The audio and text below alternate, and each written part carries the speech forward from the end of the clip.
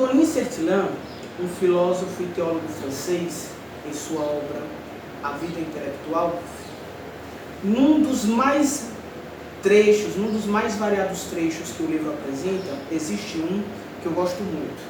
Ele diz: o intelectual é o intelectual o tempo todo.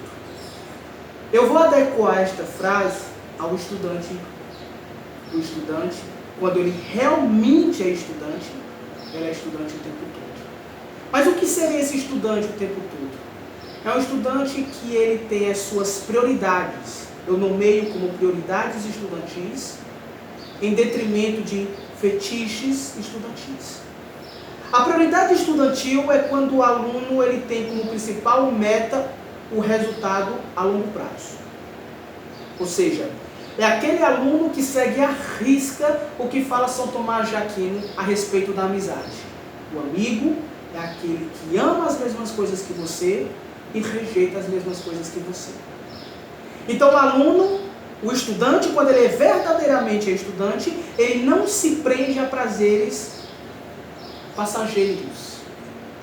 Ele não se prende a estudantes, a outros estudantes que se dizem amigos, que lhe levam para o decoreba. Ou seja, você só é aceito no meu grupinho, no meu seminário, se você tiver uma boa nota. O principal critério para você descobrir a diferença de um bom estudante para de um falso estudante é quando o estudante está preocupado somente com nota e não com retenção de aprendizado. E o estudante ele precisa aprender que numa sala de aula ele não vai anotar tudo exatamente como o professor coloca no quadro. Ele vai anotar suas impressões. Preste atenção. Ele vai colocar as impressões de como o professor está dando uma aula, como ele está lecionando, a ênfase para tal assunto, para tal tópico.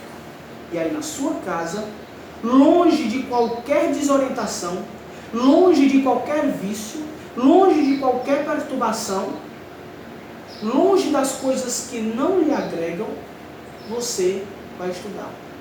Você no seu silêncio. Acontece que muitas pessoas têm medo do silêncio. Elas acham que a solidão é horrível, quando na verdade não é. A solitude é o grau máximo de solidão. É a solidão em plenitude.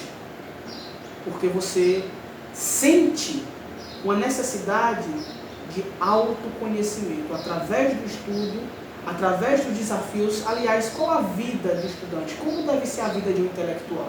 E olhem que intelectual e estudante eu estou colocando como uma pessoa una. A vida de um estudante e a vida de um intelectual é a vida por um eterno buscar superar desafios.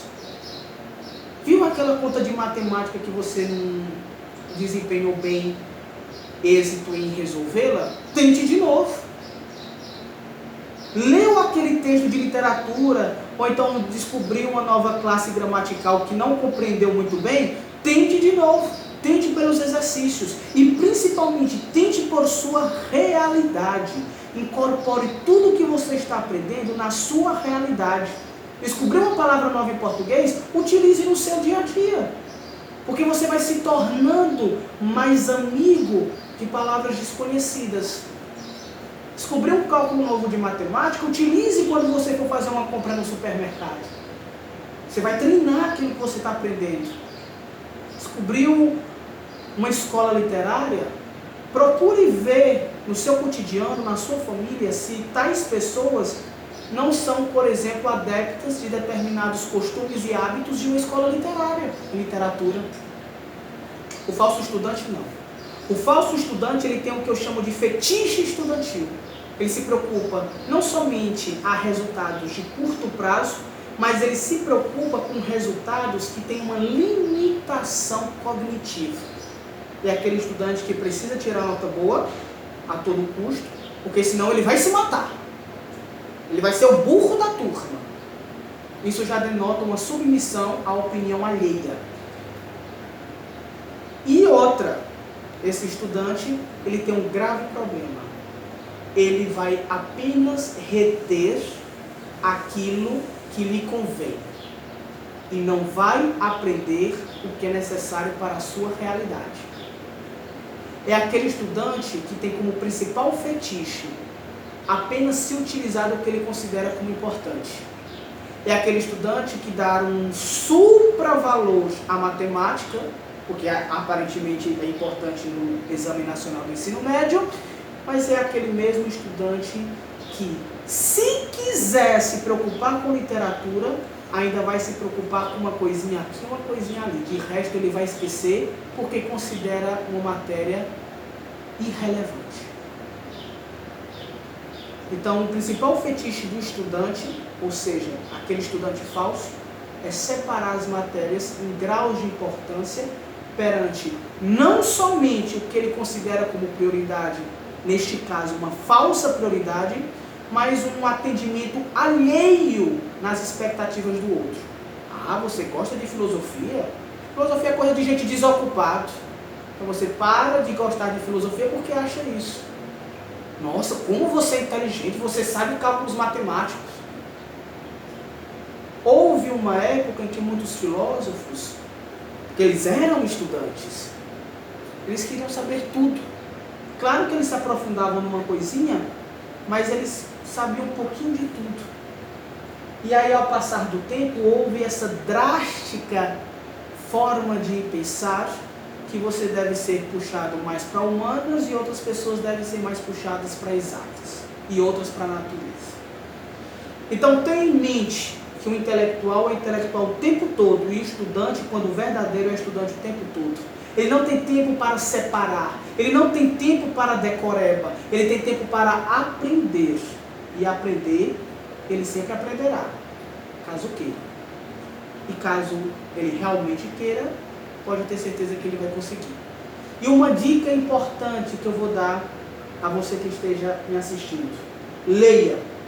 Leia o máximo que você puder. E eu vou lhe colocar agora um desafio. Leia 30 páginas por dia. Para cada livro que você pegar. 30 páginas por dia. Como alguém que está fazendo flexão. Você agora vai fazer uma flexão mental. 30 páginas por dia.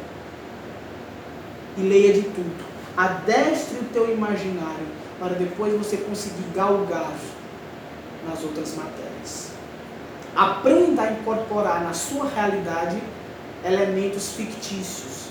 Os dramas humanos são muitas vezes dramas ficcionais.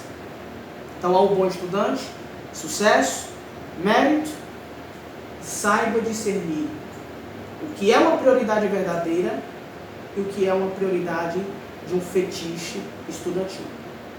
Até mais.